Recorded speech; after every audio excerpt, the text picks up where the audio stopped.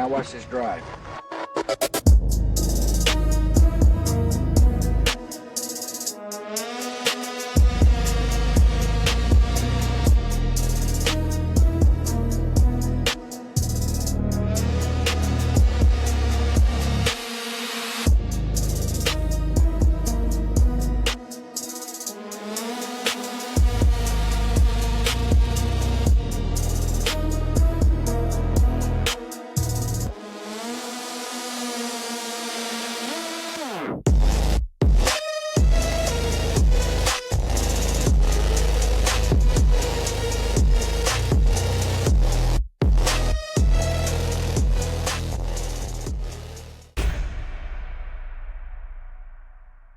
What is up, everybody? Welcome back to No Party Affiliation. Every week we're going to run the same drill. What's true, what's missing, and who stands to gain. The only side we are on is reality.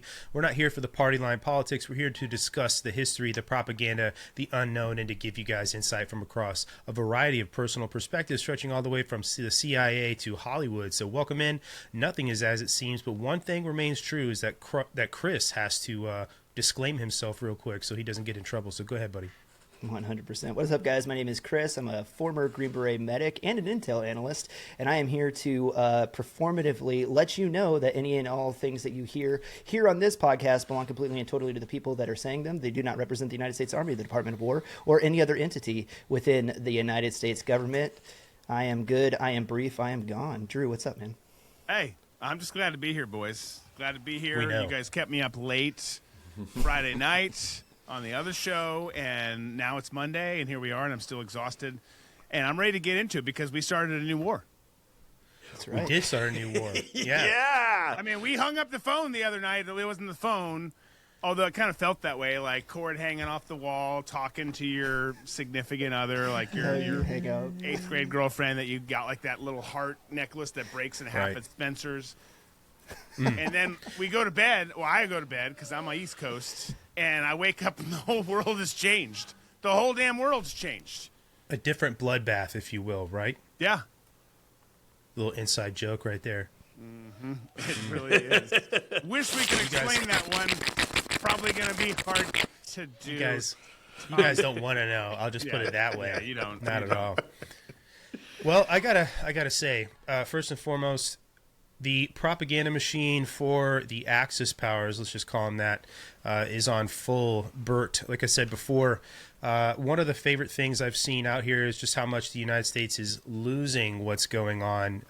It's a lot of cope, frankly. I'm still waiting. I'm wondering if the Chinese hypersonic missiles are in the room with us, actually. I haven't seen them, but I'm kind of curious your guys' take immediately on what's gone on and what is like separating the reality from it. There's already some fog of war stuff going on, especially with these 3 F-15s that have gone down. Mm-hmm. I'm really the one thing that jumps out at me is the Jewish space laser. Bro. And for the longest time, Lone Star. the longest time we were told, "Oh, you're a conspiracy theorist." Remember what people said about Marjorie Taylor Greene when she brought it up, and then other people started talking about the fires in Lahaina. Remember those that miraculously went away? And then the guy in Antarctica talking about how he was down there working for Raytheon, and they were working on, direct energy weapons. And now we see video of it, and all the normies who are like, "Oh, you're a conspiracy theorist," are like, "Oh, yeah, man, it's been around. We all knew about it, man." And it's like, no, you're the one saying that we were all nuts. That I it love doesn't. That we're diving right into this. Like the first topic of the episode. By the way, Marjorie Taylor Greene won't even look at me or come near me because I called her a QAnon slut. So anytime we're in the same You did? place, yeah. You know why it was hard to take her seriously? Because when Tom says Jewish space lasers, it sounds normal. But when she says it's like Jewish space laser, and you just can't take it seriously at that point, right? That's the problem with the Southern accent. No matter what you say, people can't take you seriously when it comes out with the Southern accent. Whereas if you have a British accent, oh, let's talk about the Jewish space lasers. Then it's like, oh, okay, well, and go on. You sound like Q from 007 at that point. Yes, at that point you do. Yeah. Well, I do disagree with you on one point. If you're going to talk about anything with a Southern accent and sound like you know what you're talking about. As long as it's hunting or like bass lures, Fishing, like yeah, I'm going with that Right. guy. Like That whatever he qualifies said. you. He's like, Right. well, what you need to do is get you a jiggly bob. I'm like, I'm writing it down. Jiggly That's it. bob. How would you spell that? Jiggly Bob. Bob. Got it. Okay, bro. But That's as true. far as the Marjorie Taylor Greene thing, like her problem was that she broke the story too early. Yeah. You know what I mean? Right. Like she tried to get like a clickbait thing or get something out there to, again, because they all just want to be social media influencers instead of actually legislate. But she got out in front of the story too far, so they were like, "We're not, it's too early. You can't do that." Yeah. You know. But Wait as till we far start as- the war. Yeah. exactly. And then, but my take to answer your question, Brandon, on like what's going on right now is back in the day, right? Like you kind of had your legacy media, right? CNN on the ground reporting, CBS on the ground reporting, like so on and so forth. And that was like Baghdad Bob, right? Like that's the way that you saw what was going on over there. And so the narrative was set. It was set authoritatively, and then most people went with it. Now that you have like total diversification of media sources and everything is just splashed all over the internet all the time, it's like I say, you know, if you widen the battlefield, if you can't censor and set the narrative yourself, the next best thing is just complete and total, like flood the zone with information and nobody can come to any meaningful conclusion. And like that's what happened all weekend long. It was just like everybody reporting on everything, and then it's just like, well, who knows what the hell is true. Yeah, Chris, you bring up a good point. What we've come to now in culture is war used to be like Boxing After Dark on HBO, where you had Jim Lampley setting everything up and what the fights were going to be. Now war has turned into clips on World Star Hip Hop, where you don't have anybody at the venue and you're just getting, oh, damn, oh, shit, look at that, oh, damn. That's the kind of reporting that we're getting. And it's very hard to figure out who's actually landing blows. You know, this whole, this school that was blown up that supposedly had kids in there, is that a real story? Is that propaganda? You know, there's no arbiters of truth anymore, which we used to depend on the media to be, which a long time ago they turned away from that. But at least we had kind of the facade of that happening over the years, but that's totally gone. So now we just get clips. Yeah. Well, what the other thing that we're dealing with now, especially on the week of the Iran attack, is the fact that there are all of these OSINT tools that have been perfected because of artificial intelligence, and not just something like an LLM, but like AI agents. There are a bunch of dashboards that you can download now, and everybody's sort of copycatting one another on this, but it is legitimately real-time analysis, flight logs. You can track actual aircraft. You can track actual resources because it's tapped into supply chain logistics, and then whatever is on those manifests that is available is inside that data that gets put on the site. If you go to these dashboards, you're quite literally just watching the Super Bowl with a 2 or 3 minute delay like you already are. And it's the most real-time thing ever. And so if you are a regular person, it's taking the clip from everybody seeing the F-15s getting shot down and to these pilots being recovered, and now everybody is forming their own opinion and pushing that opinion out online, to now you can watch what's going on. Literally, like you're sitting almost in the watch at Offutt, just watching this stuff happen. Yeah, you got a game cast. Yeah. You literally have it, and it is allowing for not just the regular person who has an interest in this stuff nerding out online, people using it as a means to tear down narratives, people using it as a way to push intelligence out to others online with nefarious intent. It's a hard thing to have to contend with. Even the Air Force was talking about this last week. That Major was making a comment about how she wished people would stop reporting on flight paths of certain aircraft just because they happen to be open source now. Like, stop talking about it. And this is more than just a flight path, website. Like, this is quite literally everything. It's interesting because it gets really hard for the government to put anything out to hope to steer the narrative when you can go online and get a dashboard that is damn near real time. Yeah. It's also different now. I mean, you think back to Ukraine, Russia kicking off. You guys are talking about the information that we got over the weekend. There's lots. There's so much. Like it has been flooded. But we had the Ghost of Kiev, Snake Island, all this stuff back then. You've got all these stories coming out this weekend, and it just like it's really hard to cut through all of it. And by the way, keep your head on a swivel here at home. Yes, because.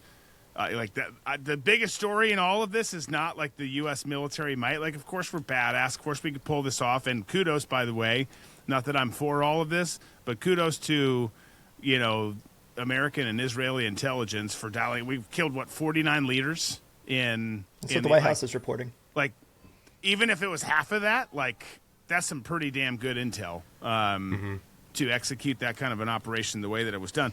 But I think everyone's quick to be in the big hoorah, this is amazing, like we're kicking ass, we're the best. Yes, of course we are, we're America. But like there's a lot of problems that come along with what's going on right now too, and no one seems to really be talking about that part. But they will when shit starts popping off here. Well, and to Brandon's point too, you talked about people having nefarious purposes for putting out a lot of that information. A lot of times that doesn't even come down to like their counter narrative because it's foreign government involvement or it's, like insert bad actor that's trying to steer the narrative. A lot of times this stuff just comes down to the fact that social media influencers or anybody that runs a channel has more of a vested interest in traffic to their channel than they do with integrity or making sure that they're giving factual information. They couldn't care less about that. I've got two very prescient examples that happened just over the weekend. One I shared with you from I'll leave it nameless, but from a chat that we're in together where a person was like, oh man, hey guys, just so you know, every single time that I share something that's like pro-Trump administration or pro-military right now, it's getting massive views. I got 2 million views on this last video. You guys should, help pump this stuff up. And I wanted to say something, but I was like, I can already tell this is like a throw your pearls before swine situation. But it's like, of course, if you do something that's pro war in Iran right now or pro Trump administration, the algorithm has a vested interest in pumping that right now because it literally feeds one side of the narrative that you're just plugging into because it's giving you traffic. So stop acting like you stumbled onto some like, oh man, I'm getting lots of traffic on my page. Yeah, no shit, Sherlock. I would expect so, right? And then the other problem, the other problem too is that a lot of times if somebody doesn't want to plug into an established narrative, the idea is like, if I just have a contrarian take to be contrarian, whatever that is, just let me carve out a lane. And I'll stick in that lane, and then it gives me notoriety for being novel, right? Case in point, you put a very good thread or a response on a thread on Twitter earlier today where a person was saying like, oh, to the story that you're referencing about the F-15s being shot down. It's like, oh, this can only be explained by either military incompetence or gaps in security because, and then insert a bunch of evidence about, IFF, identify friend or foe radars. Secondhand evidence. Like all of these things that he was talking about, security layers on the F-15s, comms. He talked about Link 16 and some other stuff about how comms flow. And he's like, because of all of these redundant the word fell out the back of my mind, but because of all these redundancies built into the security, this could not have happened, right? And I'll let you talk about your response to it, but it was so brilliant because you're like, yeah, you're assuming that everything that we do and all of our systems operate at absolute 100% efficiency all the time. And I can tell you from firsthand experience, plus studying every conflict that I didn't fight in, that 100% efficiency through our systems has never been achieved one time. Never one time has it ever been achieved. But that's what you're presupposing in your argument about why this couldn't be a friendly fire incident. And it's like, bro. It's actually really good. It's a good segue what you're talking about into what I was going to say before, tying in what Drew was saying and what you were saying. This idea about using the algorithm as a way to just drive people to your channel, and that's your bottom line, not actually putting out factual information. It goes beyond just making money from ad revenue or whatever. What you really are online, you are driving the actual public perception of what's happening. And unfortunately, the people you're referring to are really popular right now because their own bottom line is contrarian. And more often than not, it's half-truths. And then there is always this just base assumption that everything is bad, and everything that the other side says, like IRGC propaganda or CCP propaganda, should 100% be taken as truth.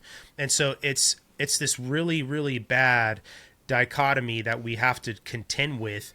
And then the other thing is when you talk about the United States now, I think it's very evident. I think it's a safe thing to say that the U.S. is an empire, and that the United States, just like any other empire, is able to flex its muscle externally very easily. The problems and with empire are the internal issues. And when you have a group of people with hundreds of thousands of followers online each, right? So now you're talking about millions of people that they influence, driving half-truths only because they care about getting followers and making money. Well, that whole public backing that you need to go to war or to sustain operations or whatever, it's completely eroded because you care more about making money on your channel than you care about actually being honest. And to the F-15 thing, yeah, the guy, I have to laugh too, because somebody actually wrote me and asked me about why I decided to go after that.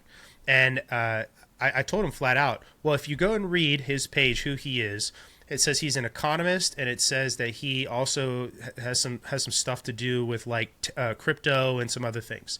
And he puts all his credentials out there, and on paper it looks really, really good. But he leads off with his entire explanation with a nameless group of people who have told him this information, and then he gives a very thorough explanation. It's very technical. It sounds to the layman to be very precise.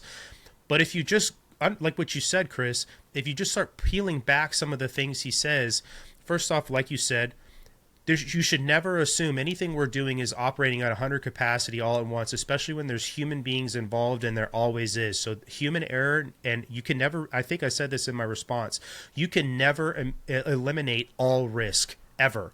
And the assumption that he was operating off of was this. And then he presented a false dichotomy of it's either that the Iranians did better than we say they're doing, or we are completely incompetent.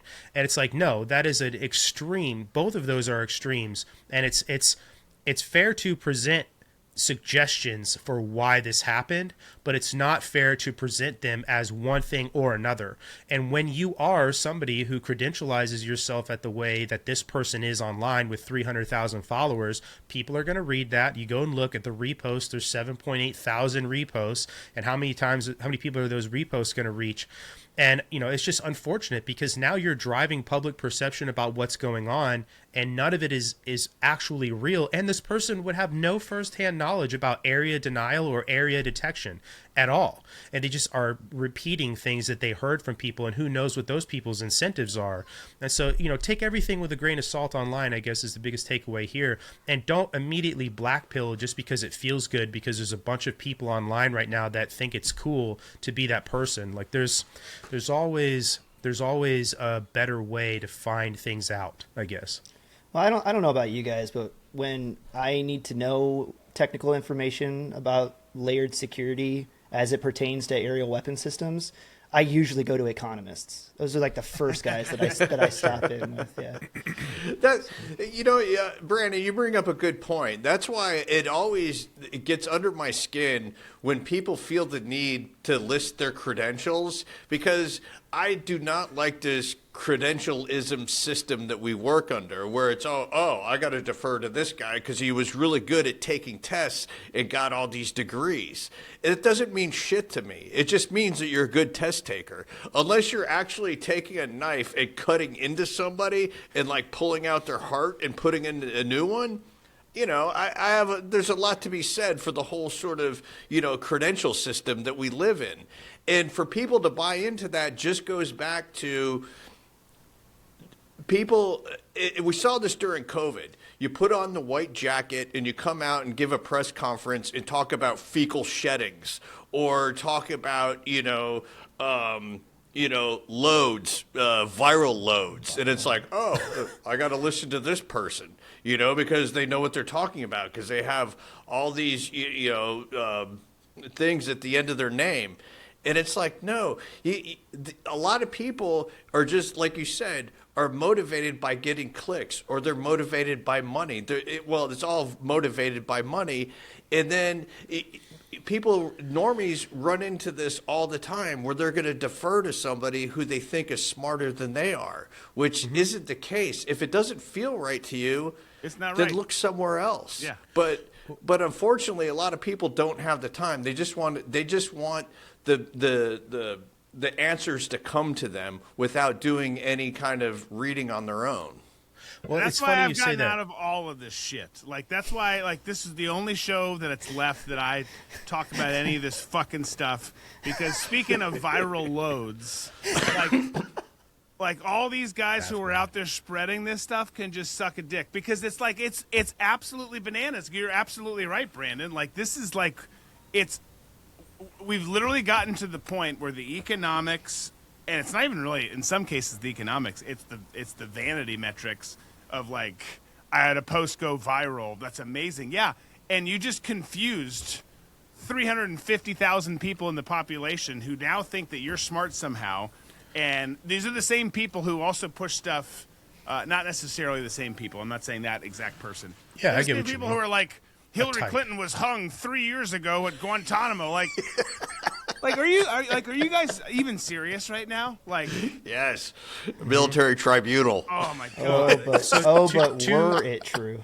To your point, somebody asked me literally today if I knew combat veterans who would be willing to come on a show to specifically talk about the F-15 incident and then the sort of area detection, area denial capabilities from anti-aircraft systems like batteries, missile batteries.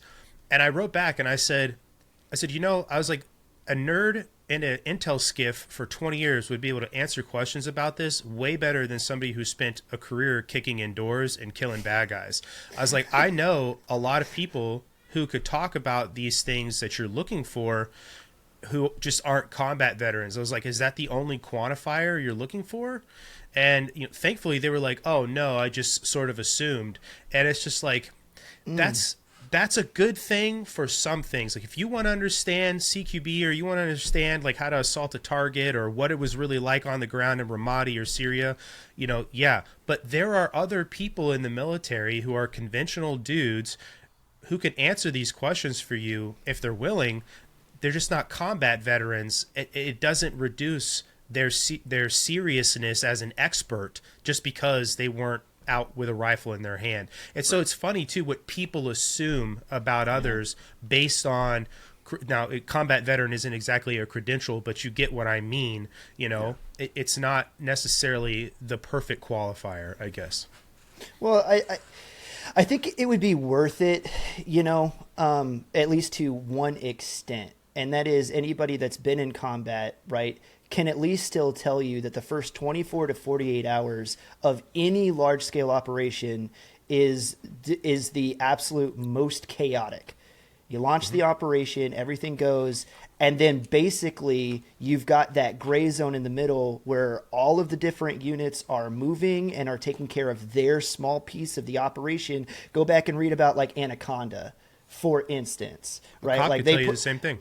Yeah, exactly. I was just going to use that as an example because it's like they put SEALs right in recon positions a day before that ever kicked off. And that's where, as these guys were like creeping up and identifying combat outposts and other recon positions from the enemy, like prior to the operation kicked off, that's when all of a sudden the chaos in the intel skiff and in the talk like started going crazy because it's like, oh, there's way more bad guys in the hills surrounding this valley than we Should have realized. had Tim Kennedy there earlier. Yeah, exactly, right, with his rucksack full of grenades. He just anyway, don't need to get off on that. But like to this point, and going back to the F-15 thing, in that first 48 hours, right, where like all of this stuff is going crazy and all of these coordinations are trying to be made between allies, and with actual enemy rounds coming in, it's like there are entire units, right, that exist just in order to parse all of this out and do the BDAs and give those to the commander so that he can continue to make like real time confident calls and give out orders in the uncertainty and the fog of war. And that's why we call it that, because you don't really know what's going on until those BDAs start to roll in. And so it's like to see all of these pages go out and just start saying this stuff and then making these, giving these analytics and trying to come back and say like, oh, this was highly effective because X, Y, Z and the third, or, oh, this operation has been a total disaster because of X, Y, Z and the third. It's like, there's no way you on your laptop in your mom's basement, right, is able to take in all of the near real-time information and analyze it fast enough to come back and give anybody really a decent snapshot of anything. Because like the commander in his talk right now, within that first 24 hours, barely has enough information to, like, he's on the razor's edge of having enough information to continue to make the decisions that he needs to make. Right. Because it's like the enemy always gets a too.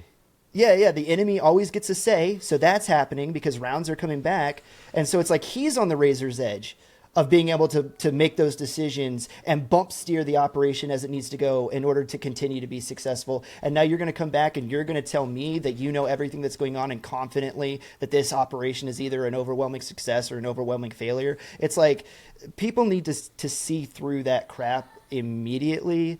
And then another thing that you said that always gets on my nerves is when they say like nameless people close to the operation told me. That is such an old school media loophole that they use all the time. That means absolutely nothing. Like sources close to the White House told me. It's like that could be the guy that's doing 22-year-old staffer. Yeah, that could be the guy that's the Jimmy janitor. John's to this, yeah. And he's in close proximity to the White House. Upset. Yeah, so it's just it's always so frustrating. Dude. I know, Go ahead. That's why I only trust Cat Turd and his sources. You shut your mouth.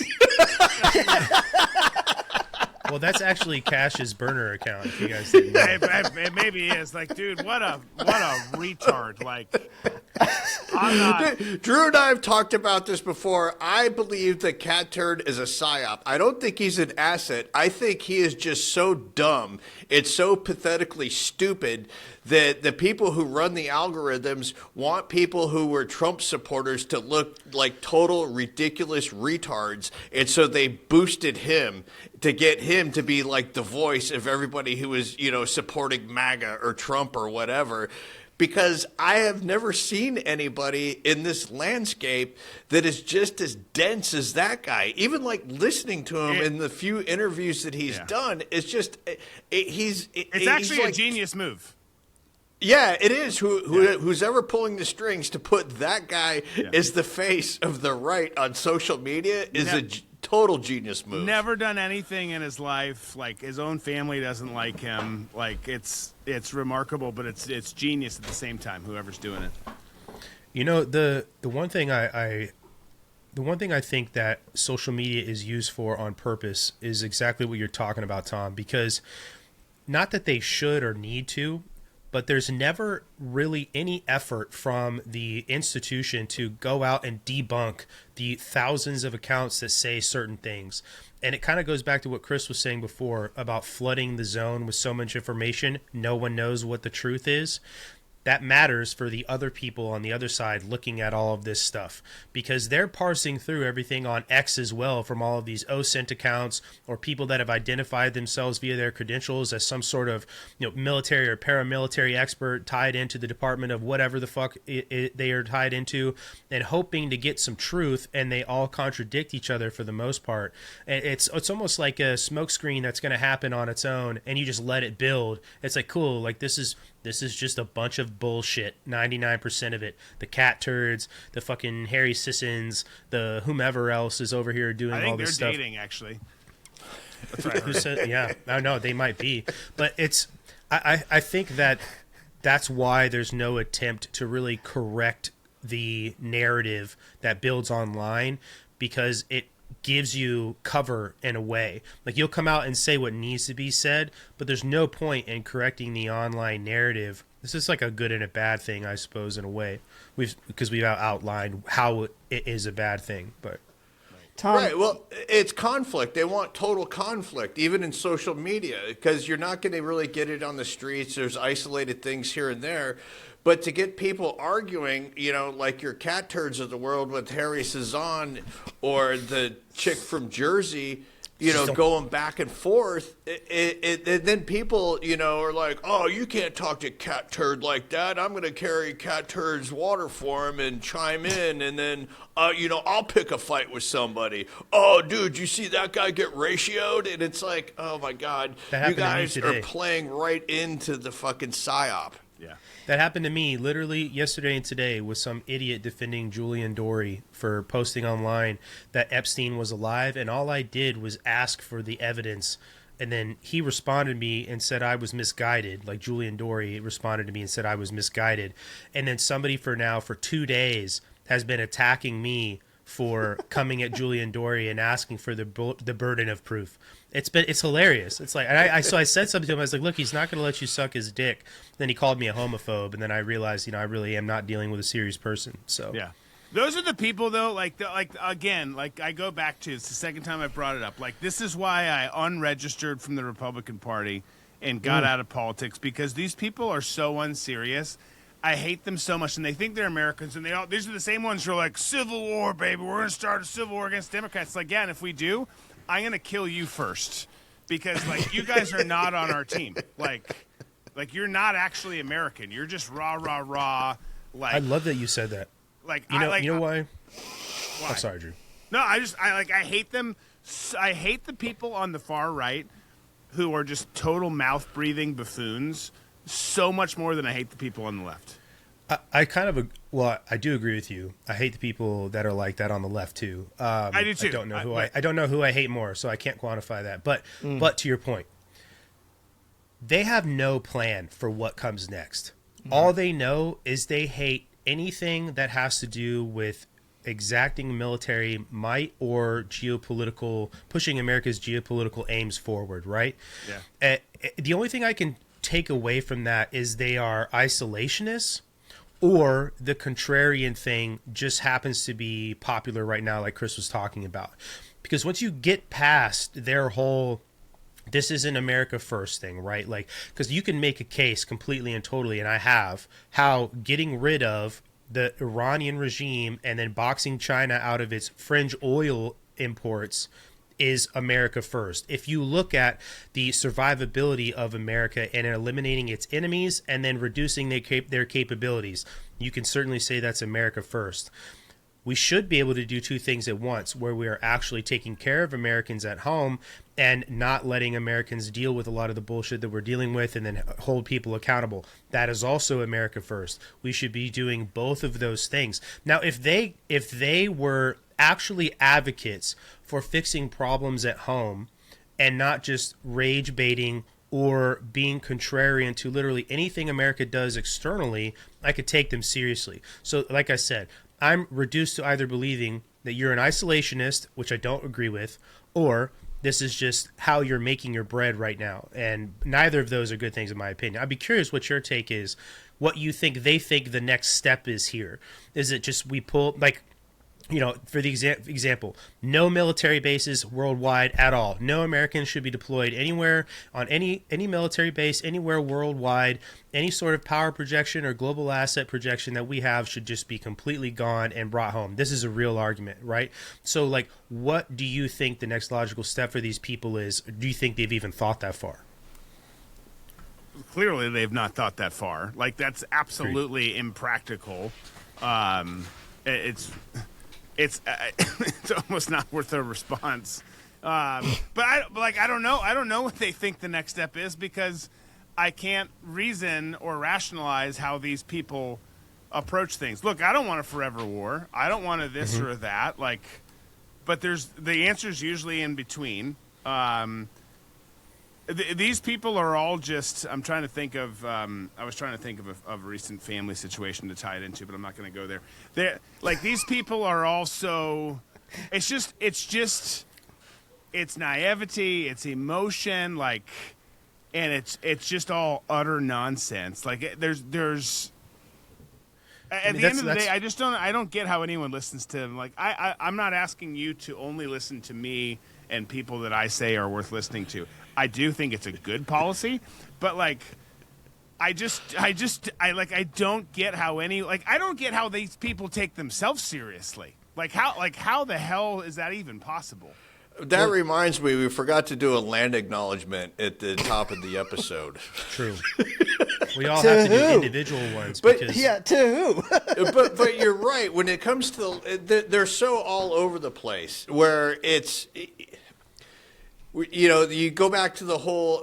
Okay, let's pull out. Let's shut down all bases and come back to the U.S. Just let's say we do that. Then it becomes, well, we're on stolen land. We need to give it back. It's never ending. And once you start going down that road of giving in to the lunatics, they have to have this, windmill that they're constantly fighting. And I think over the last, 10 years, we've all seen it's a scam. It's just one windmill after another. And you can't engage with them because you're engaging in a fantasy. You may as well dress up like a wizard and play that game with like an 8-sided dice and talk about, all the magical powers that you have, because that's how serious they are. They're not serious. They want to keep having these different levels that they want to get to in their minds. But I think a lot of them, in all practicality, know that it's impossible, especially the ones who are leading them down this road. Can I just say, this is maybe not a popular, something you should say out loud, kind of an opinion, but I honestly, just staying with my loathsome spirit tonight and hatred for these people, I think that, obviously Iran's not good. Beyond the United States, they're the second biggest sponsor of terror across the globe. You just said a lot of truth right there. But beyond the fact that they need to go away, I actually think I hate these people online more than I hate the mullahs and the people in Iran, because I really just do. At least I know where they're coming from, and they're principled in it. They hate us, and they hate their own people.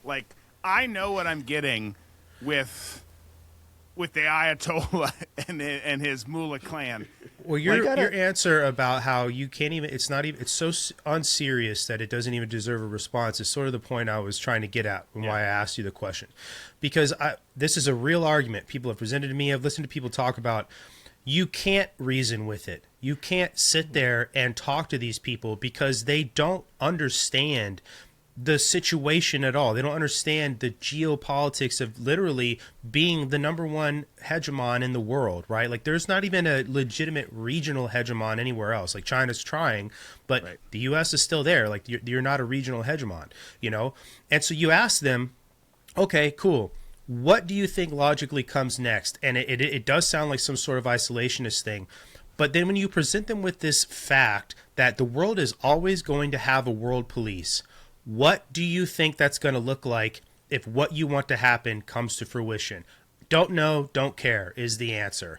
And it's cool. So your supposition is that your life now will continue to exist as it is if all of this stuff that you want to go away goes away. Yeah. This is the most unserious people in the world. And then what's worse, there's those people, and then there's the people we were talking about before we hit record. And for the sake of, not, I guess, lighting a bunch of bridges on fire, not saying these names, they're just as bad because they are literally the narrative incarnate, right? Yep.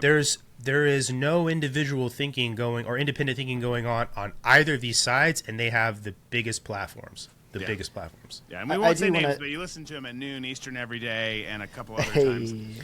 Right. They have redneck sidekicks. Yeah.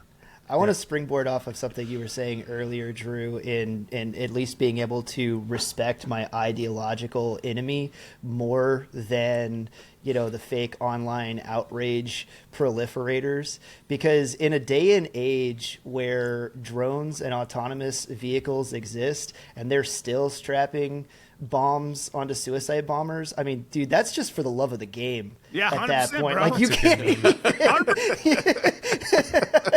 It's like, the amount of dudes I've interrogated or we've gone after or we've killed that I respect more than these jokers online. It's like, no, they needed to die, and I'm still glad they're dead.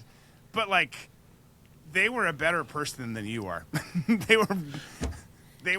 At least they were convicted. They were convicted. Yes. Yeah.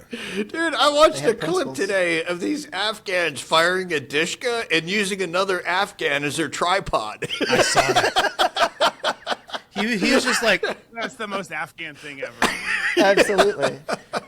I'm surprised he didn't have a dead goat as just like a buffer, Sitting there with his fingers in his ears. Right. I'll At least it'd be bite cooking though. the bear a little bit. I'll wade into the low IQ side of the pool for just a little bit, because the idea, right, of civil war, and it is predominantly the right that likes to scream about civil war and go out and buy your guns, stockpile ammunition. It's like, okay, cool.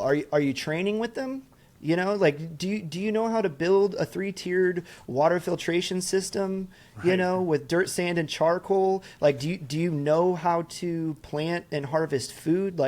Do you know how to recognize or utilize wild plants for medicinal values? Because you're not going to have access to a pharmacy any longer. Can you operate on yourself? Are you good with the water birth for your wife that you're You doing? have died of dysentery. All these other things are Oregon Trail style, because 90% of what you're going to be dealing with when the system goes away that everything's built on, the very system that allows you to talk into your $2,000 laptop and rail about all this while you're carrying your $1,000 iPhone around on a phone network that's been built for you so that you can have instant communications with anybody anywhere in the world at the touch of a button. All of that goes away. 90% of the thing that you're going to be doing is dealing with your own subsistence, getting to tomorrow. That's food, that's water, that's security. The survivability, the smallest thing that you're going to do is get into gunfights.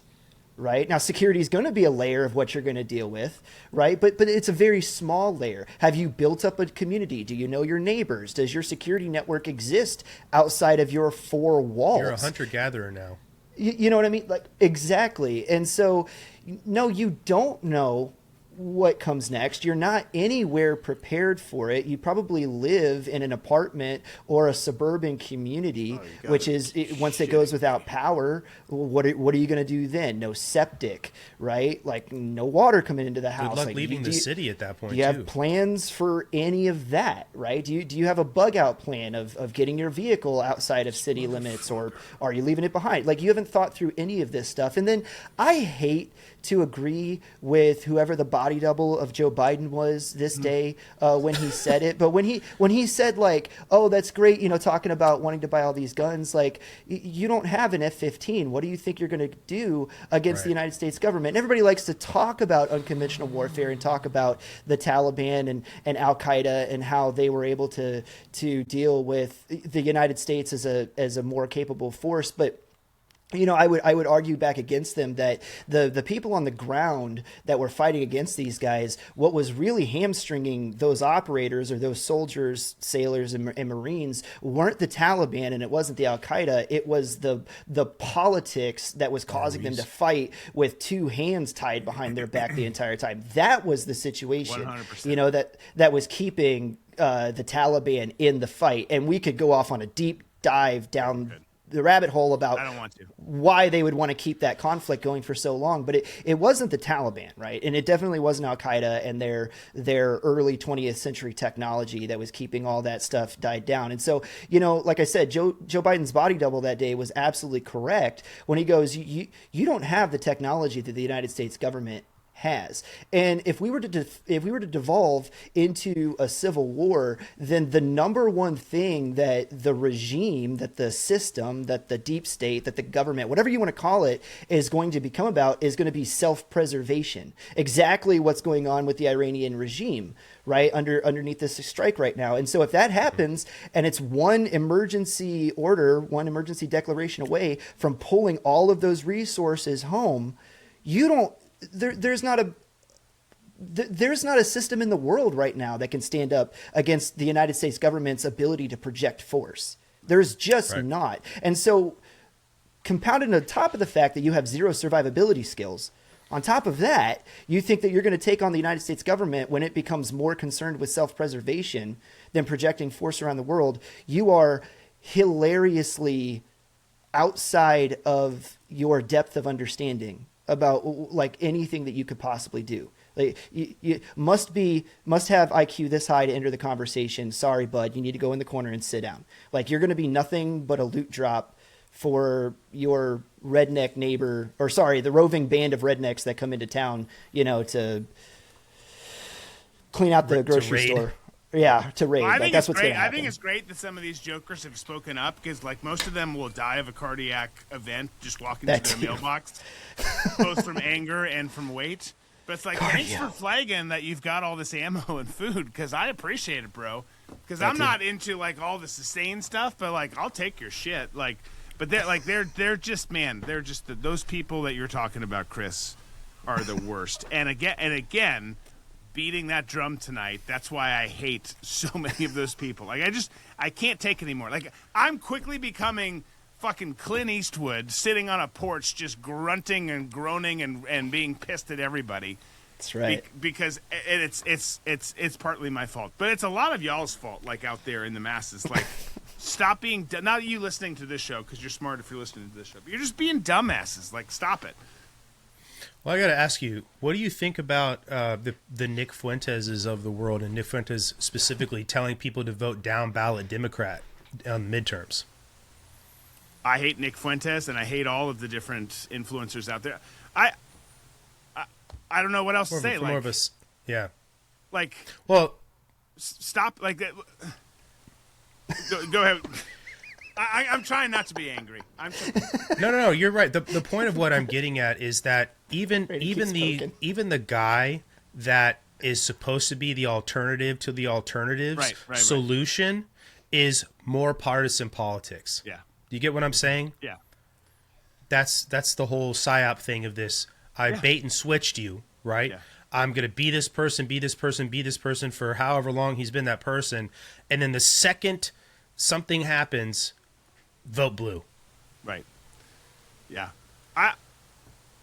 I put so much of this on the American populace. I think that we are it's so it's got to be confusing being a follower of mine, a follower of this show now if you're new to me, 'cause it's like, man, he's so angry, but then he says so many hopeful and positive things too. Like, yeah, I know. Welcome to my mind. There are two wolves inside of me. There's I think there's a lot more. But like I love this country inside of me. I love this country, but I think that our populace is among the dumbest out there. Like, the stuff that we get wrapped around the axle on, the influencers that we listen to, like, because you'll hear it. You'll see people who are like, I love this person. Everything they say is golden. They say one thing wrong, and they, like, I hate this person. And it's like, okay, well, one, like, it seems like you're unstable because you said you loved that person, and they got one thing wrong, like we all do, and you left them. And then two, you immediately switch your allegiance to this other dumbass over here, and it's like, I don't know what to do with you. I don't know what to do with you. I think so many people feel ideologically homeless in the United States because of the internet. And then obviously this goes without saying that the U.S. government has created a lot of this too. The internet has just compounded all of it and made it 10x worse, right? Absolutely. But I think that what you're identifying is that most people in the United States feel ideologically homeless because nobody seems to have any sort of conviction or principles anymore from the institutions. It's a total loss of faith in what was supposed to be any sort of guiding light. The internet has sort of made that way worse. And so, like, to your point, this is what happens to any civilization who pushes off its responsibilities, its own personal responsibilities on other people to tell them what to do and to make decisions for them. Eventually, these people who are fallible, just like you, are going to become corrupt and make mistakes. And then eventually all it is the momentum of the institution when it was still good, carrying all the bullshit forward until it will come to a grinding halt eventually. Like when people talk about a late stage civilization, like this is late stage civilization stuff. So like you're right, it's almost like is it stupidity? It is stupidity, but it's stupidity in the self-preservation sense of just keeping with whatever you knew was safe before, rather than trying to find a better way forward. Does that make sense? Because that seems dangerous, but it's not. You know, it's like kicking. Perfect example, okay? It's a bird kicking the other birds out of the nest, its baby birds out of the nest, okay? Because is the world out there dangerous? Yes, it is. But to stay here is infinitely more dangerous inside the nest, because you will never grow. You will never become what you were meant to be. So you may lose your life out there, but you'll lose your soul in here. Right. Does that make sense? Yeah. Yeah. No, I'm just really interested with the Nick Fuentes and his audience, because you can really tell that it's almost all emotion and like very little logical thinking. And I'm with Tom in the fact that I hate the appeal to authority argument. I find it to be asinine, and just because your name is on a piece of paper doesn't say a damn thing about what you actually know. I've spent enough time around military officers and actual doctors, you know, to know that just because your name's on a paper doesn't automatically grant you knowledge. You know, like you took a test one time and you gained a credential, congratulations. But he makes all of these, and the other thing too, is the silver-tongued politician is a trope for a reason. A guy that's a dynamic communicator and can eloquently speak wins over the masses, but then when it comes time to govern, doesn't know a daggone thing about how to govern. I mean, look at Zoran Mamdani in New York right now. Good on camera, eloquent speaker, people liked him, and all the predictable outcomes for New York are happening like right in front of us in real time. Right. So I don't understand why so many people put so much stock in anything that Nick says. First of all, he's a very young guy. So the idea that he is this great thinker or, you know, prognosticator in our time, you know, the Leonardo da Vinci's of the world or the Solzhenitsyns, like these great philosophers, like those aren't the rule, right? Like those are the exception. The exceptions. Thank you, man. Appreciate you helping me clinch that one in the end. But, you know, so just because he can speak doesn't mean that he's this like great deep thinker, but people keep elevating him to seem like he is, and then he turns around, like you said, Brandon, and he makes all these arguments that are just basically collectivist arguments. It's neo-Marxism repackaged, basically, you know, especially like all of, maybe not his arguments, but his prescriptions, like the way that he says to go about doing things. And he advocates for a long march through the institutions and, you know, keep your beliefs down inside. Don't tell people what you believe. And then when we gain the institutions, then we're going to flip them. It's just neo-Marxism, like repackaged. You know, it's Saul Alinsky's rules for radicals, but now the right is doing it, or the political dissidents or whoever they are.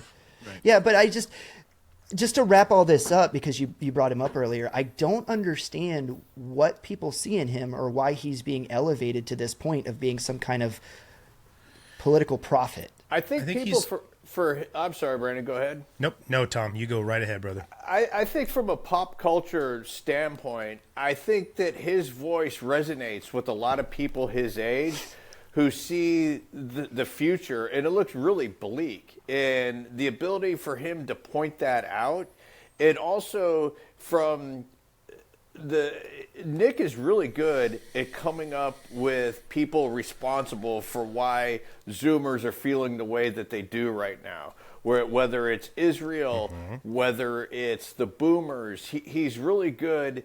And a lot of times, you know, he's not wrong in his assessment, I don't think, about as far as like the Boomers and their 401ks and staying in their houses and, you know, doing the things that they do. I mean, we always, you know, have a tendency to pick on Boomers. But also, he taps into that. You know, he kind of reminds me of like the Joker from Batman when you talk about somebody who, you know, he was canceled at a really young age and he was debanked and all this other kind of stuff where it's like you can't really do anything to him to try and put him back into like some sort of cage or corral him. And he speaks in a way, like I said, that resonates with people of his generation who don't think that there is any opportunity out there. And above all, he is a great communicator. You could say what you want to about him, but his on-camera presence is pretty freaking phenomenal for somebody who just started picking this up and doing his own show the way he's been doing it. And he says a lot of crazy things. I mean, a lot of wild things to amp, you know, as we were talking about before, Brandon, about he says a lot of wild things to amp up his own persona, but a lot of it, I do think that he believes that it's not just for show, and it just seems like now we're reaching a point where he's become so popular that he's going to start getting nudged in different directions to give him more money, to kind of like to corral him a little bit, to put out a different narrative. I think as the months go by, we're going to see him get a little bit more. He's not going to be a wild Mustang. Someone's going to throw a lasso around his neck and kind of pull him in a little bit and guide him to the barn that they want him to be in. To answer your question, Chris, he's very prescriptive and he's directionally right the majority of the time. Like you said, Tom,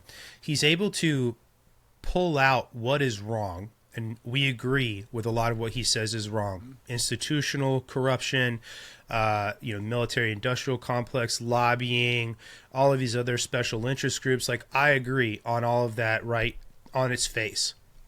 But then, like you said, Chris, the collectivization of people as being responsible for all of these things, the constant switch on the principle piece, right? There's not a lot of fortitude in there. And when people are looking for a solution for everything going wrong, and they view what's happening in the United States as affecting them personally, people look for an easy solution. And he is very, very good at articulating that easy solution, and it's done in a tone that is angry. People like to see it, that righteous anger or whatever. And then the immigration piece too is a very easy thing for him to jump onto because he's very anti-immigration in general, not just like illegal immigration. And a lot of people, it feeds into a very niche group of people who are growing specifically on the right. And Chris and I have outlined this very well on our show, talking about horseshoe theory and where this bleeds into. So it's not a shock to me today to see a tweet from Nick who, and it literally just said, but Kamala was worse, right? And it's a tweet like that. It's statements like vote down ballot blue, where it's like the total vindication of what everything Chris and I have been talking about for going on the better part of a year about horseshoe theory and the extreme ends of both the left and the right now meeting in the middle and then collectivizing essentially the rest of us into all these little groups and deciding that we're all the problem. And it is the young man's game it's like that scene from Batman where Bane is fighting Batman at the end, and he beat, well, not at the end, but in the sort of in the middle where he beats him. He says, "Oh, you fight like a younger man, nothing held back." Right? And that's exactly what's going on. And then Bane breaks his fucking back, right? Like, and there is no direction here. It's a shotgun blast of solutions. It's what you'd expect from somebody who has a lot of opinions but very little experience, right? Well, that's the big thing. That's the big word right there. I get that the young kids like what Nick has to say. What blows my mind is the older bracket of the millennials, the Gen Xers, the boomer, anyone in any generation above that who is listening to a 27-year-old talk about major policy issues, major stuff's like. And are there old souls who get things faster and better than others? Yes, that does exist. Sure. Am I telling you should listen to everything I say? No, please don't. For the love of God, don't do that. I'm just saying, like, it always blows my mind when we're listening, like, this is a kid. Like, you're 27 years old. Like, you don't know shit from shit yet. Like, it's just reality. And then I was having this conversation with one of my kids the other day. Like, you get to this next level, and then you realize, oh, my parents were right about this, and these, it's just the way that life and wisdom and experience all goes. But sure. that has to do just with normal life stuff. When you're talking about some of the stuff that Nick and some of these other so-called influencers are talking about out there, it always befuddles me. It's like, who's listening to this kid? Like, you're talking about major issues, a lot of people, and you've never done anything in your life. And that's not all even your fault. Like, that sounds super accusatory and attacking, and it is, and it's not all at the same time. It's like you just don't know. It's just the hard truth. It's just the hard truth.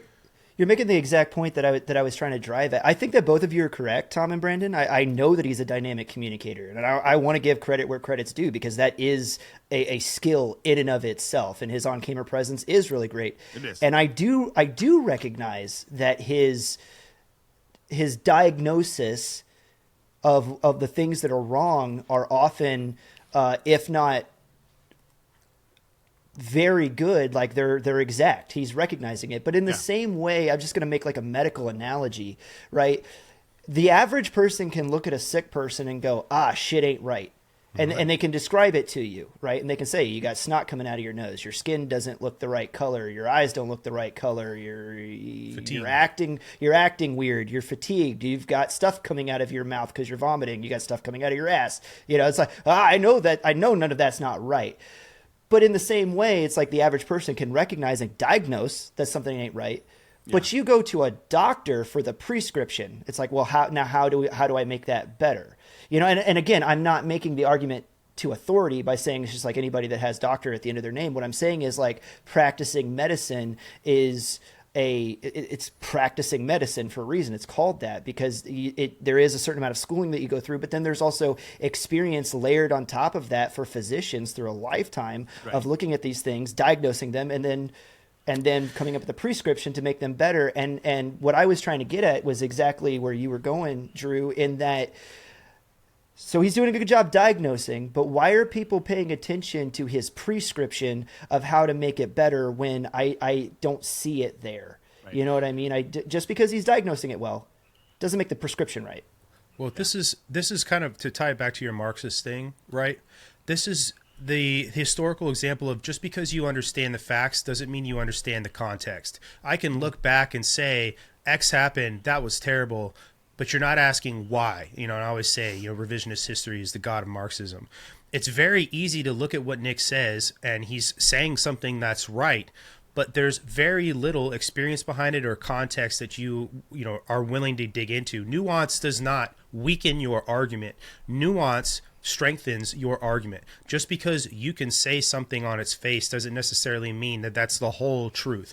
And that's where it loses a lot of people, because a lot of people offload their thinking to others.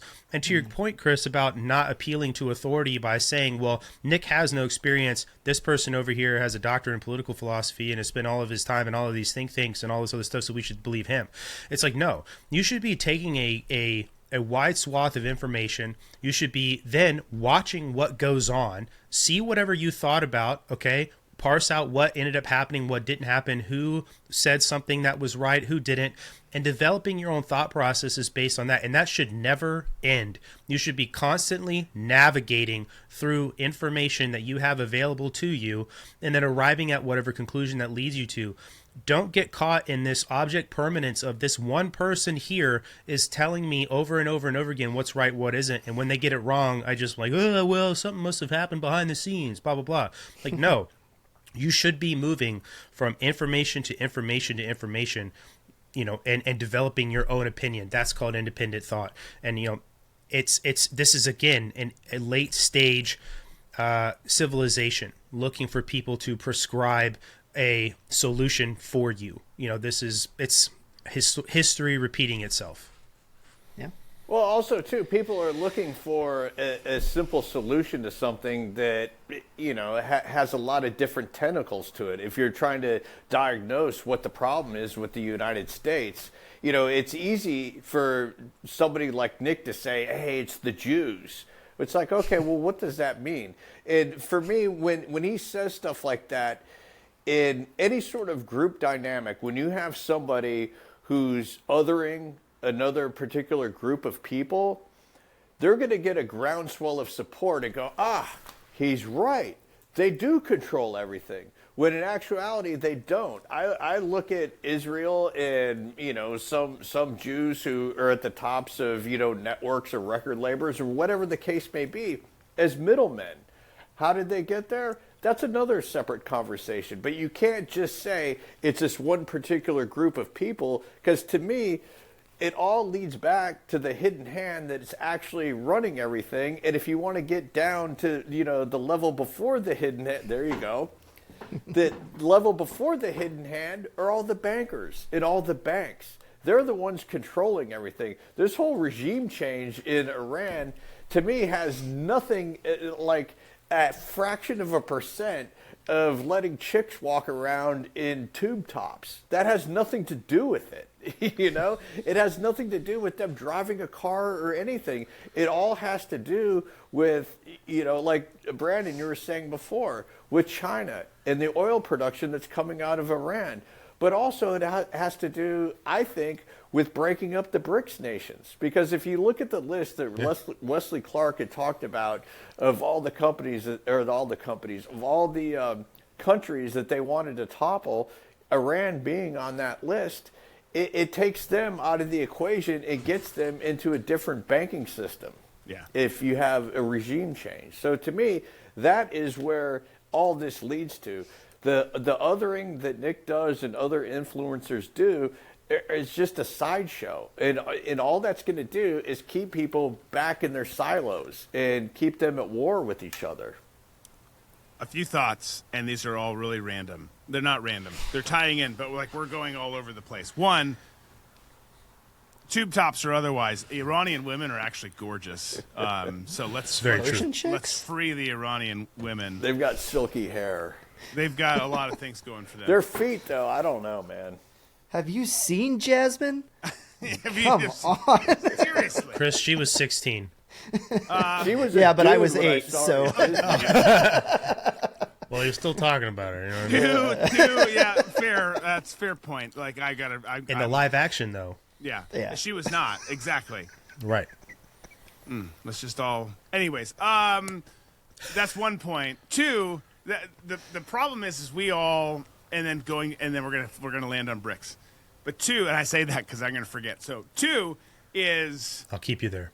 We've all gotten to this point now where, talking about the Knicks of the world, and it could be some of the other Knicks that are out there that are big and literally on social media. But like, we've gotten to this point where it's like, we don't need you. The mainstream media is biased and they're full of shit. And that's 100% true. And then like we do with everything, we've overcorrected now, where people see a video that someone shares that's 23 years old and they're like, this just happened, can you believe it? And everyone dives on board, and we've like course corrected to the point where it's like, I am the media now. It's like, no, you're not a Somalian pirate. Like, it's, again, the answer is somewhere in between. Like, we have more access to more information now than we ever did before, which I also think is like the detriment of our culture and society. Not that I don't want reality and stuff like that, but I think biblically and spiritually speaking, like, I think that we're all overwhelmed with stuff that we shouldn't be dealing with. But that's a whole different conversation. Like, we course corrected too far. Like, we went too far, and now it's like, well, this independent journalist says this, that, and the other, so it's the gospel. It's like no, that's not true either. Like, ABC is just as wrong. CNN's just as wrong as this joker is over here in his mom's basement. Like, bro, the truth is there, and that's the frustrating thing. The internet is the tree of knowledge. That's what it is, dude. It is. It is so freaking terrible. You're talking about biblical references. That's what it is. You now know, and because you know too much. Yeah. And you are not designed to know. Yeah. No, absolutely. Well, you think about it, like, inundated. Like, it is the truth. That's a great reference. But like, even taking that out, like, we were built for, like, I think we've talked about it in this show before, but like, we were built for the having the heart and the soul and the compassion and the community of a village. in very different times, not a village in 2026, like the digital era. Like, and that's where we were supposed to take care of family and take care of our village. Now it's like we consume all of this data from all over, and it's like, did you see what happened in this actual village, in this actual country in Africa, and these people were murdered and slaughtered? It's like, oh my gosh, it's so terrible. It's like we're not physically capable of handling all of this information. It's sensory overload all the time. The newspaper was the apex. I agree. It's freaking terrible. It's freaking terrible. Mm-hmm. My last point is, and then we can go back to that because I think that's we should maybe do an episode on that. But I do think the BRICS thing is a huge part of this because, man, BRICS it still is, but BRICS was gaining some significant steam. Like, I can't tell you how many times Tom and I talked about in the other show before we gave up because conservatives are terrible people, and so are Democrats, and we just went full sports. But like we talked, the amount of times that we talked about Tom, right? It's like a different sport. Where like BRICS is making serious headway, the dollar is getting its teeth kicked in, our reputation is getting its teeth kicked in, and to President Trump's credit, like he's done a good job of counteracting some of that. Like there's a lot of great things this administration's doing. This is not me poo-pooing on this administration. Again, most of my beef is with the voters and less so the people there. But I think that this is a huge blow because Iran is a big cog in that wheel. Are they China or Russia? No, but they are a big ass component and certainly the main Middle East component in that. And that it definitely changes the dynamic and how this moves forward. They were a confluence for all those regions. When I talk about BRICS, one of the things I like to say is the most dangerous thing about it is the idea, right? Right. And there's a excuse me, a quote Chris and I repeat a lot on our show is that nobody can kill an idea whose time has come. Yeah. And the notion that there is a China pushing another world reserve currency in the hopes to get, like, even though China says like BRICS isn't a currency, like you're right, it's not. At some point they would like it to be. Sounds amazing. BRICS not a currency is not a currency yet, right? Right. They are very good at using BRICS as well for propaganda. They put those pictures out of what a BRICS dollar would look like, even though it still very much is using Chuck E. Cheese tokens at Walmart. It doesn't go, But the idea of replacing it, and there's some major hurdles they have to get over, like SWIFT, for instance. Yep. The system that the entirety of the world's money essentially moves through. There's just no way to overcome that in its current form. But Iran as this place where the Chinese could go to peddle a lot of their military things and use it as a way to see how well it works, the way that they could use it as a node for terrorism and keeping the United States focused on that region for logistic supply chains moving through there. Russia as well, using it as a place that they can exact their foreign policy through. Yeah. All of these things, right? Like you really just kind of killed the middle child almost is what I guess you could equate it to. And BRICS is going to take a major hit for that. The other thing, too, that isn't getting the attention it deserves is taking the Panama Canal away from China. This was another thing that BRICS was really hoping they could put their stamp on completely, and then sort of the flip a lot of these countries in South America are going through right now with Trump being in power. So you're right. The idea of BRICS and the notion, because there are plenty of people out there who are sick and tired of American power for a lot of good reasons, like we like to say, So it's the idea itself that's dangerous. It's now been kicked into the fucking shitter very much. And there's a lot of things. I put a bunch of... Chris and I actually did a really good job this week on Instagram putting out a lot of our thoughts and ideas that we talk about on our live show with this. But China is going to have to deal very much with what just happened in Iran. It's taken a lot of egg on its face. I don't care what they fucking say. All of these things they gave Venezuela and Iran to detect American power didn't work at all. And then there's that video of these Chinese ships, and they were bitching about it too, trying to basically make the U.S. look bad, and didn't realize, I guess, that they had the gun pointed right back at themselves on this one of that Chinese ship where their GPS wasn't working and all of their clocks were going fucking haywire. Dude, that 100%, that is the discombobulator discombobulating on behalf of the United States. So they've got a lot. They're going to have a lot of ground to make up with the securities, the financials, the energy, all of these markets, and those are quite literally the pillars of every single civilization. So yeah, no, I do. I think they got their teeth kicked in big time. I mean, you look at 2026. This first 2 months has not been good for China. No, it's been an insane 2 months, really, when you look at it on its face.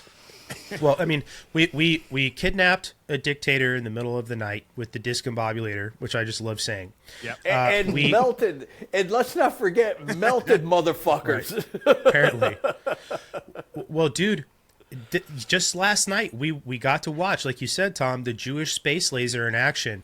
What is the one thing, too, that everybody has been talking about nonstop for like a year and a half as the total end-all be-all of next-gen warfare? Hypersonic weapons. What's faster than a hypersonic missile, Chris? A woman running from accountability. Close. A laser. A laser. A laser. Yeah. Yeah. So if we really got lasers, that bro, joke landed flat. I'm just saying it's not wrong. You know, well, and it's hilarious to me too. You pointed that out, and then somebody literally jumped in the comment section, was like, "I don't see a laser. What are you talking about?" It's like, oh, do you know that laser is an acronym? Probably not. All right, dude. No, but to my point, there are so many different things going on within just the past 2 months. I'm glad that Trump is reaching into his bag with finally some cool shit, and this like notion about that we've talked about now at least 2 episodes in a row about how the GWAT was lost by the soldiers, right? And American military might isn't what you think it is. Actually, no, that is not the reality. And we're just wait and see, apparently just wait and see what other directed energy weapons that we're about to pull out. Apparently, I've heard some very interesting things from some people who are still very into some things. So just put it that way. So can we go back to something that you were talking about earlier? You said that the populace is getting dumber. Like you made that statement as you were going through talking about social media, right? And it's been bouncing around in my head since you said that. I think that, and it's really not even that profound of a thought, but the fact that the population is getting dumber is by design. It's not a symptom of what's happening. I think that it's really a part of the design of where we're going. Mm-hmm. And my evidence for that is if you look at the big tech platforms, they make no bones about it. Ad revenue is how they make their money. Yep. You're the product. Mm-hmm. Why do you think you get it for free? It's because you're the product. So everything about social media is designed to keep your eyes glued to a screen for as long as possible, so people can sell you shit. Yeah. Right. Mm-hmm. You're not walking past billboards 24 hours a day, but you sure do have the phone in your face 24 hours a day. So they put the billboards on your phone, keep you glued to that. Who would not want to have or utilize that technology because your eyes are glued to it in order to influence your behavior or influence your thinking, right? It just like ipso facto. And so the idea that you get dumber as you do nothing but stare at your phone is quite literally by design, because that's what they want. If they can influence your behavior, drive you into your political corner, not allow you to see something that's going to educate you, or God forbid, give you the tools to critically think through a problem set on your own, because that would involve putting the phone down and maybe researching a book or looking at a documentary or any other thing, or going out and performing an experiment for yourself, right? Or any of these other number of things that you would do in order to prove a problem true or not true, or prove your thesis true or not true. It's like, no, don't do that, right? Stay with your eyes glued to the phone. Don't leave here. Yeah. And in order to make that a thing, you talked about people just want to download an opinion. Mm-hmm. They don't want to go through the thought process of arriving at an opinion. Hey, ChatGPT, how am I supposed to feel about the Iranian war right now? Opinion downloaded. Well, Move a lot on. of people feel this. Right. No answer. Nobody wants to do the work of making themselves healthier.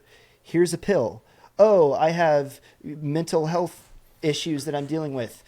Here's some tricyclic antidepressants. Oh man, I found myself overweight because I don't exercise or can't eat right. Here's some Ozempic. Like everything about our society is just instant gratification. And by the way, don't think too hard about it. I will provide it to you. Just keep your eyes glued to the screen. I mean, you literally need those things. Like, you need to change the power construct in any country or society. You need division, but to get division, you also need that stupidity, that naivety. Like, you need people to go hook, line, and sinker into these arguments and be like, oh yeah, I do hate Pam. Like, no, you don't. Like, you actually don't. Maybe you do. I mean, I think most Pams are pretty hated, but but you need, like, those two things. Of one right now. Are critical, right? Like, you've got to have them. It's not just we always talk about they've got to have division. They're trying to divide us, and it's not just they, us, politicians and power brokers in America. It's our foreign state actors and enemies overseas. All those things are 100% true. Why go fight a war if you can just get America to hate each other? But to do that, you've also got to pump in the let's make them all retards too, And I think they're both an equal play in that game to change who we are. And by the way, it's worked really damn well, because we are like, our values and who we are is totally like, we don't have Orange Julius anymore. Like, are you kidding me? Total L for humanity. I think human beings have always been that person, right? Propaganda has been around forever. I think the internet has 10x'd what you guys are talking about and made it that much worse, because you don't need an institution to create propaganda anymore. You don't need to send out 10 fucking people on your team to go out into New York City in the 1850s and wrangle up an opinion and a bunch of people and create a riot. You could do it online, and you don't even need to team people together to do it. People are going to do it anyway, because of what Chris was talking about before with the algorithm. Oh, great, this is popular. I'm going to talk about it and pretend like I really care about it because it's driving people to my channel, and I made $1,000 last week talking about it. Like, that's it. That's what it is. The propaganda machine now has its own little minions, and you don't even realize yet you're a minion. It's right. It's just the stupid human thing. And the other thing is too, right? Like, this isn't just Americans that are this dumb, right? I've spent a lot of time in Europe, my military career, and then I went to high school in Europe as well and got to know people pretty well. And dude, Europeans, for the most part, could give a shit about what goes on around the world specifically. They have a lot of opinions on the United States, but they have a much more localized thought process about their life, right? Germans care about Germany. French people care about France, right? They don't look at themselves as needing to have an opinion on everything going on around the world. That is very much a United States thing. So in the way that Americans have to have that, Europeans also sort of have this similar naive thought process, because they know that they're not in charge like the United States is in charge as the world police. So they don't feel the need to develop that opinion. And then when they do have an opinion on it, it's so scoped in on basically nothing that it just comes off as, frankly, kind of dumb or clueless. It's just, there's neither of those things are good. And the point I'm trying to make is that it just goes back to what you said, Drew. Human beings are not meant to, and nor do we have the capacity to think about all of this stuff going on at once. And all of us going online, like, we're a part of it, right? Like, so there's some dichotomy here. And talking about all this stuff, there's absolutely no way to sift through all this information. And you can go to your favorite person, or you can change up who you listen to, or whatever. At the end of the day, you should be establishing your own opinions, and it's okay if they agree with other people and disagree with others. Just do it on your own is the best thing that you can do. And it's just, the United States is never going to overcome this. We're not ever going to overcome the sickness that is the internet and the effect it's had on people here. That's just like what Tom talking about before, the division thing. That's never going away. It's something that's going to have to be contended with forever now. Yeah. Until the internet is totally, firewalled and compartmentalized and taken apart from what it is now. But how am I ever going to buy a $200 caviar chiller at 1:00 in the morning if the internet goes away? It's a great know, point, dude. Tom. Sounds like an opportunity for you to enter the market as a niche business owner. Well, actually, I did buy a caviar chiller the other night. Of course you did. Of course you did. Of course that's What's what the Tom's difference paying him. between that and a refrigerator? Well, this one, it comes in a stainless steel bowl, and you put ice in it, and it has a dish on top to put the caviar in. And I also I felt obligated to get the little pearl spoons to go with it so you can put it on your cracker. Well, that's just fancy. The life of Tom Cunningham. I'll tell you Just what. fancy. We all like internet. We all like the comforts and the speed and the convenience is really the word that it brings to us. Like, I can deal without that, but you take air conditioning, motherfucker. Like that's the line. I don't know. Like, I go straight Nordic, Neanderthal. If that happens, I don't know. I don't know what to do. Like, You would not do well in Europe. I don't like. I don't like. I've been in hotels in Europe where it's like, front desk, yes, the air conditioning's not 88 working. degrees in here. They're like, I beg your pardon, stupid American. Like, Right. okay, got it. Open the window. Yeah, It's 102 What- degrees outside. And yeah. What if I made this deal for you though? What if it was give up AC and feminism goes away? I was hoping could you'd sweat say through like that. something with like Sydney Sweeney or something like that. Like, I'm fine with that. Like, okay, all right, fine. What if you give up AC for 2 years and the Vikings three-peat in the Super Bowl? Ooh. I'm in. Oh, see, every man has his price. it's not a bad. I've been waiting my whole life for this. Because you're going to have AC eventually, and you're going to have a three-peat team. Super Yeah, Bowl, that's Super Bowl, true. Super Bowl. Yeah, I can brag now with a cool breeze. When you lose weight, With when a- you don't have air conditioning, like, there's so many Right. benefits. Like, I actually, the more we talk about, like, I don't want air conditioning. Like, You're like, wait, I've reevaluated my position. He's like, I don't regrow my hair on purpose. It's actually part of keeping cool. Well, no, to bring this all back to like what we were talking about, the next stage of the propaganda, right? Is it aliens? And I say that because a general today went missing, and this person, I actually looked this up. You're going to find this really interesting given the earlier parts of this conversation. But he's been a mouthpiece for the Disclosure campaign for the last several years. He's given a lot of very high-profile interviews. He also was one of the people that was given an ultimatum when the Trump administration came in and basically said, Trump, disclosure needs to happen, and you need to figure that out, and you've got this timeline to do it. He was one of the 4 generals that was basically given this ultimatum. Went missing today. There's a silver alert for him, which is like tied into the medical thing for his age or whatever. right. But Which guess I what think he that was? part's funny, by the way. I do too. I think Like- it's an easy way to get you to write it off. He's only 68 years old. Tom said that. He called it out. That was fantastic, Tom.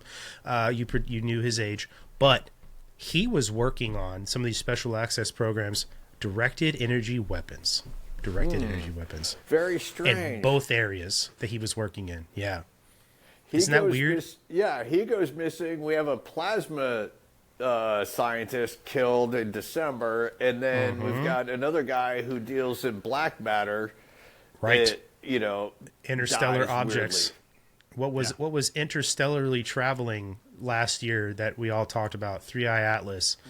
Just some weird things, that we can talk about on this show. But he's missing, and he worked for 2 institutions, both of which I have them right here. If you guys are interested, because this may make the conversation better. So the Phillips Research site at Kirtland Air Force Base, high energy lasers, microwave weapons, beam control, targeting, and power generation and thermal management, which, thermal sounds like melting people, right?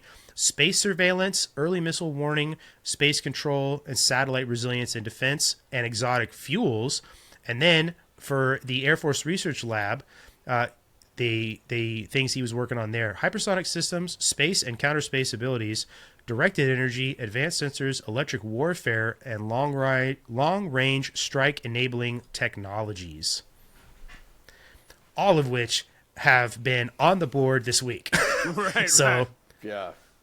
Well, the hair on the back of my neck stands up when you say that he's working on directed energy and alternative fuels. Right. Yep. Energy and those are two categories that the United States government has a really bad track record of disappearing people over. True. Well, okay, but right. The thing that we all have talked about with Iran is that it's a way to kick China out of having its fringe crude oil. And the other thing with Iran too is that Iran's crude oil in the region is sweet crude, which is actually really easy to process, which China would prefer. And then what it goes on in Venezuela is sour crude, right? Which is harder to process. And the United States has the best capability to do that. Okay. And then recently the United States has been highly focused on small modular reactors. We even had one set up. Now we transported it in a C-17. I want to say it was Avalor was the company that did this. So transporting a nuclear reactor in a C-17, which is nuts to think about. Okay. And nuclear technology has come a long way. So there's your alternative energy. I worked for Air Force Research Lab and also know that alternative energy is something that we focus on every single day. I'll tell you that much. These are conversations we had every morning for one reason or another. And then the directed energy weapon piece of this, okay? Both the U.S. and Israel have fielded direct energy weapons this week and in other capacities, right? Venezuela as well, though we were not as open about what the discombobulator was, just that it was discombobulating. And this guy specifically, the disclosure space and all of that, these technologies are, what's the word I'm looking for? Not evolving, but emerging technology, okay? And sometimes emerging technology begs the question of where did it emerge from?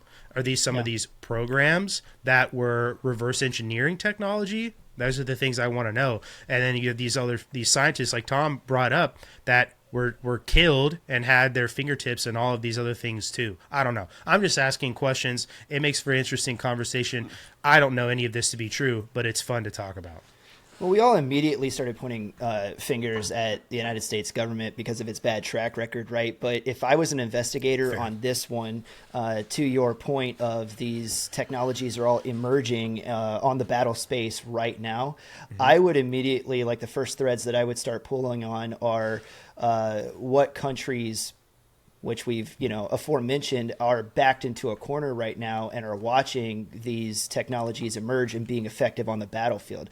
Because, we talked before about how many Chinese military-aged males came over the border, in the past 4 years. And with everything that the current conflict is doing to back China into a corner, who would have more of an incentive to get a hold of this guy and figure out what's in his head than the CCP. That would definitely be a thread that I would pull on to see that he was kidnapped essentially. Yeah, it's a plausible theory. Movies have started that way. Kidnap scientists. Just saying. Yeah. I don't know either, man. There's a lot going on, but anyone who thinks that there's not something going on, like anyone who's just like, oh, that's just all nonsense. Like I don't know. Like I don't think you're paying attention enough. There's coincidences in life for sure, but like more often than not, especially when we're talking about our government, some of our big state actor governments like China, Russia, etc.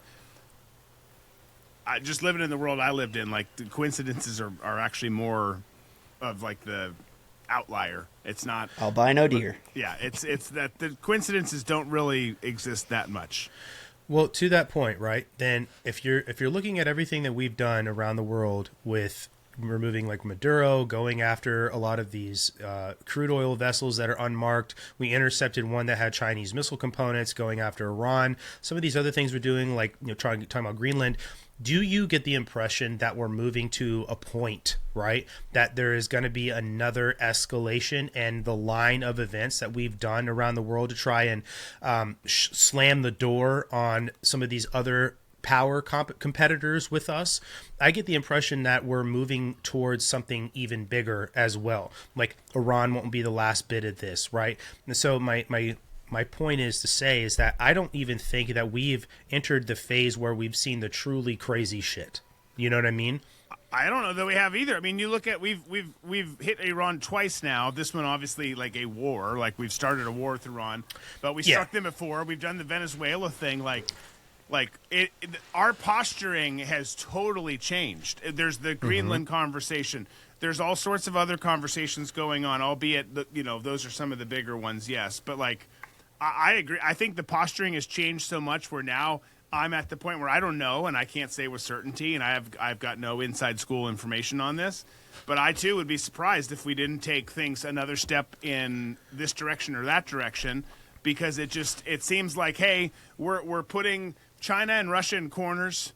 We're taking our enemies and saying F you, and then we're also conquering things and kind of doing the stiff arm, like we might need this. We might need this resource or that resource, these minerals, that gas. We might need this relationship. We might need whatever. All of which are not necessarily wrong, by the way. It's like that is more the spirit. And I'll say this too. I'm a confused soul because I'm now in the stage of my life, anti-conflict, anti-long, prolonged war, certainly prolonged wars. But I also love anytime a new war kicks off, I get such a war boner. I'm so jealous because the shit you can do. I think it's a dude thing, honestly. It is, but and then especially we monitor the situation. We didn't have many rules, for us. I'm not saying everyone else didn't, but for us, you go in there, what do you want to do? What do you want to do to this person you just caught? Do whatever you want to do. There's no rules. You can do whatever the fuck you want to do. So I'm jealous with that. I don't want us to go down this path. But getting back on track with what I was starting to say, I'm actually kind of impressed with how this administration has done some of these things. Where it's we want this, we want to show you that, we want to give you the double bird, we're going to do this, and rather than historically, we're going to go in and stay and do a bunch of dumb shit and spend a bunch of taxpayer money, we're just going to do this and then leave. And there's a lot of it, and I'm not saying it's going to stay that way, because I don't know. I don't know what they're going to do with this current war and with, what the next steps are, but there's a lot of it where it's kind of okay, this is actually kind of impressive. I think this is what you're talking about. Trump keeps saying, I won't rule out boots on the ground. I don't think he has a point or the intention of doing that at all. This is sort of what you just said, is going in and creating the necessary foundation for the Iranian people to do something, and then to see if they do it.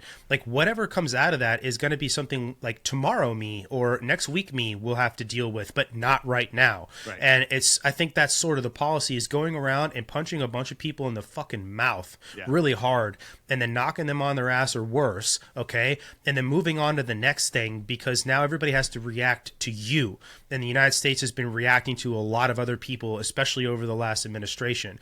And so it's I'm going to do this. You're not going to get me bogged down. I'm going to, boom, boom, boom, move around the ring here and do all these things, which is why I think the Greenland conversation itself, right? What's the next frontier? It's space. What's a great spot to put a bunch of space related shit somewhere near the top of the planet? This is just logic things that this other group that you were hating on earlier and we were all hating on just can't seem to fucking fathom. You know what I mean? I don't know.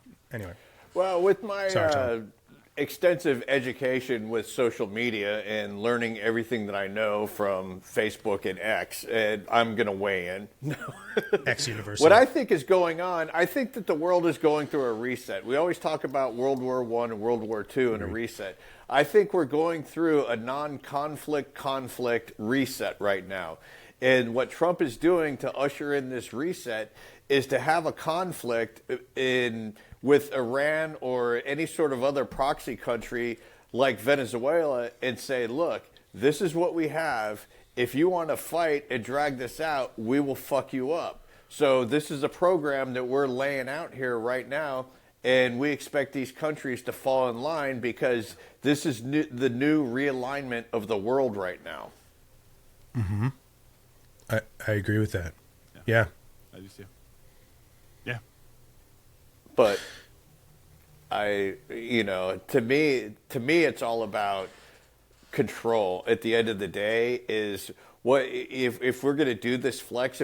So what does this whole reset and realignment look like? Are we going to usher in Palantir quicker? Because what I see right now is the one thing that is stopping a total surveillance state and then ushering in the CBDC is they need some kind of internal conflict in the United States or an internal conflict in a different country. And I think that Gaza being like the bench, once they get that built up and creating their surveillance panopticon there to see how that's going to go. Maybe that's in Maui, maybe that's in Pacific Palisades. I don't know, but I feel like there's going to be some sort of test place that they're going to do before they can implement something like that in the United States.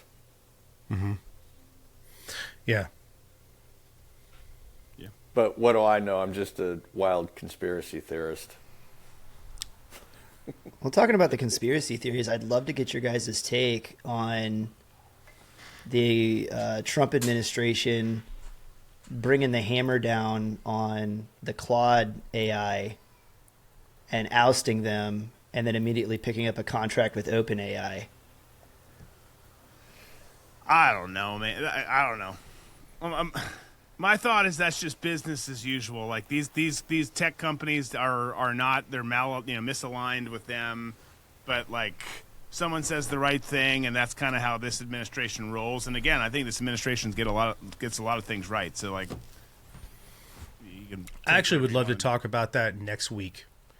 Nice. Just to say, because I have a lot of thoughts on that, and we're kind of nearing the 2 hour mark, and I've seen some of the effects of that recently. The Claude thing is really interesting to me, and the AI agent thing is really interesting to me, and I've played around with it a lot recently, and I don't want to get into that because I'll end up talking about it way too much. So we save it for next week. Let's put a pin in it for sure. So we saved the part. We'll leave it at a cliffhanger. The United States government has gotten into bed with a guy who supposedly, allegedly molested his sister and may or may not had to do something with the death of one of his employees. That was everyone else in D.C. Yeah, I was going to say, that's kind of G-rated. Yeah. Come on. Yeah. Add some real intrigue. Is Heather Graham in the film? Yes. And Michael B. Jordan. I love you, Heather. Michael B. Jordan's in it, too. All right, guys. Dude, why in the world? I'm sorry, I just have to say this. I don't understand all this kerfuffle that's happening about a dude with the Tourette's who throws out Baptist? the N-word, and then everybody has a meltdown. It's like, do you not know what Tourette's is? The guy can't control it. It's like Drew going to Taco Bell. He goes into the drive-thru and gets diarrhea. He can't control it. I can't. My body hates In the Taco Bell. drive-thru? My body knows. Like, my stomach, I hear that the drop diarrhea. helps, or happens before it's like, oh, okay. All right, fine. I'm still ordering because I'm already gonna have it now anyway, so I might as well eat it. It's the same way with Barnes & Noble when I go in there. The first whiff of coffee and book glue mixed together, I got to go to the You have toilet. to shit. Dude, it's like magic for me, too. I'm not even going to lie. That said, Barnes & Noble. Let me just walk past the not a Feminist bad Pros spot real quick. to take it down. No. Yeah. It really isn't. Most of the Barnes and Nobles now, especially out here in California, have agender bathrooms. So you just go in there and they're one-horse stalls, and you're like, okay, cool. Yeah. What a I'm poop going in to be here for peace, 35 you know what I mean? minutes. Yeah. That's right. Literally. This is mine now. I have not yet begun to shop because I am pooping. It's amazing. Well, guys, thank you for listening to another episode of No Party Affiliation. Please check out the show notes. You can go find Drew and Tom over on their show, Balls and Banter. You can find Chris and I on I Came with Fire podcast and the Live Fire live show, as well as here, obviously. And we'll catch you guys on the next episode. Thank you guys so much for listening.